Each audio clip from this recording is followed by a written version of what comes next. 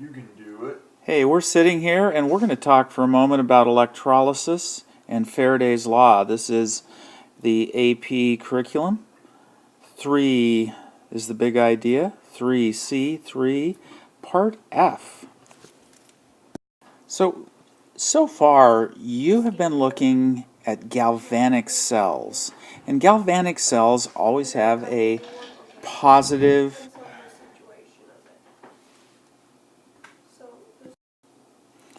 electrical potential if they are going to be spontaneous. If the electrical potential is negative, it means they're not going to be spontaneous. But you can take a reaction that's not spontaneous and you can force it to occur by running an electrical current that causes the electrons to go the other direction.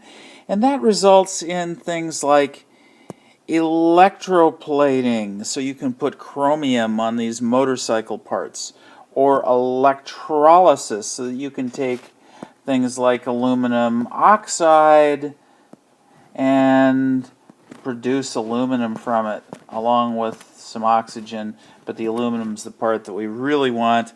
Yes, let's look at some equations dealing with this. So if we take something like aluminum oxide or water and we decompose it, we make it fall apart by running an electrical current through it, we call that electrolysis. Now that does require an input of energy, and it drives the galvanic cell in a direction that would not normally be spontaneous. Now sometimes we call that an electrolytic cell. So electrolysis takes place in an electrolytic cell. And we can look at how many electrons move from one place to another using something called Faraday's law. And that will tell us things like how many grams of chromium can be deposited on that motorcycle part. So to summarize, here we see the typical galvanic cell that we have been talking about. It has a positive cell potential, we see here, positive 1.1 volts. And hopefully you remember how to calculate that cell potential if you have the half reactions for zinc and copper. But that's not what we want to talk about here. We want to talk about making this reaction run this direction, making all the electrons go this direction and deposit, say here on the zinc, and make zinc the cathode instead of the anode. Wouldn't that be exciting, to produce some zinc instead? Well, reversing the flow of electrons would require an electrical potential of just the opposite charge and would result in depositing zinc. If you had more than that amount of electricity going the opposite direction, it would force zinc metal onto the zinc electrode. So this gives you the ability to predict a number of interesting things, knowing this little thing called Faraday's law. You may remember that one electron, we usually say that it has a charge of -1, but really, if we want to know the exact charge, it's 1.619 times 10 to the negative 19 coulombs. Or if you have 1 mole of electrons, 6.02 times 10 to the 23rd, if you have that many electrons, that's also called a Faraday.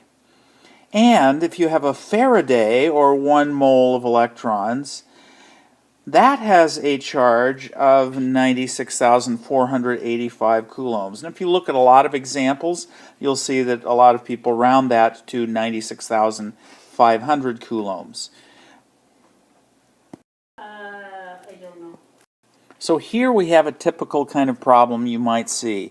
How many grams of copper can be plated out on a system when the current is 10 amps for 30 minutes running through a solution of copper 2 ions?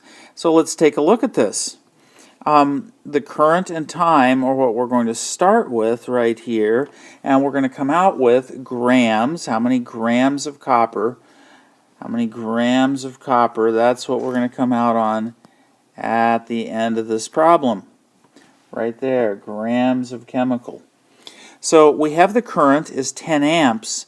Now another way of expressing 10 amps, 10 amps is the same thing as 10 coulombs passing through that wire every second.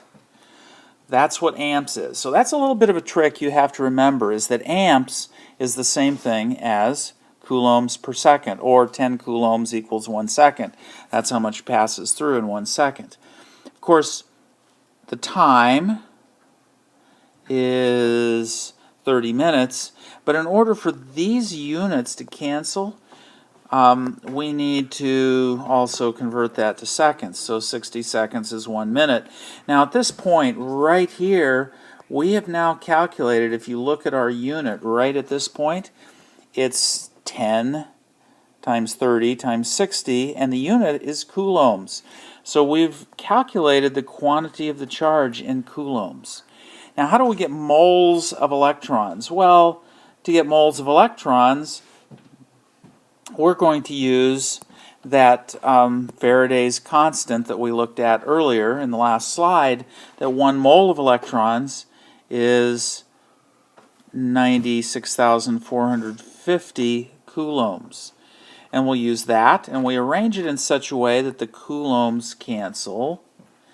And now our next thing we're going to go to is moles of chemical that is oxidized or reduced. In this case, it's reduced. Copper is reduced. And we see this stoichiometric ratio that it takes 2 moles of electrons to produce 1 mole of copper. So we put that stoichiometric ratio in here, and of course we want moles of electrons to cancel, so we arrange that right like that, and we've calculated moles of the chemical, moles of copper oxidized. Now we do the step that looks really familiar to you. We convert moles of copper to grams of copper by multiplying by 63.55, and you get how many grams of copper plated out on the cathode during this 30 minutes. Wow. Now if you look closely at this problem, you'll see that it's exactly the opposite of the previous problem. And these two problems cover everything you might ever have to calculate with Faraday's law. And one of them is just the reverse of the other. And sometimes you might start with moles and only have to calculate quantity of the charge in coulombs. In this particular problem, we're saying we're starting with 10.5 grams of silver. That's how much we want to know, how much current it's going to take to produce that, or how long. Actually, we're looking for how long, and we have 5 amps of current. Well, let's just go through the problem here. Starting with grams of chemical, we're going to convert that to moles. Moles of the chemical that we're going to either oxidize or reduce. In this case, we're reducing silver. And so the grams of silver cancel out, and we're in moles of silver. Now, in this green part, we're wanting to get moles of electrons, and we're using the stoichiometric ratio. We see that we are going to get, we're going to need 1 mole of electrons to reduce 1 mole of silver. And when we do that, these units cancel. And right now, then, we're in moles of electrons that are produced. And so my moles of electrons cancel. Oh, in the next step, we're looking for quantity of the charge in coulombs. So we use Faraday's law that 1 mole of electrons is 96,450 coulombs, and the moles of electrons cancel, and we have the charge right now in coulombs. That's what we have right there. Now there's only one more step, and that's to use the current. Now the current was 5 amps. Remember, 5 amps was our current. And we're going to take that current and remember that that really means that in 1 second, 5 coulombs pass through this wire, and so 5 coulombs is equal to or equivalent to the amount of energy that flows by in 1 second. And we're going to put that in as a unit multiplier. Of course, we're putting 5 coulombs in the denominator so that the coulombs will cancel. And that, of course, leaves us time as our unit here at the end of this problem. Yes, 1,880 seconds is the amount of time. Well, I hope that was helpful.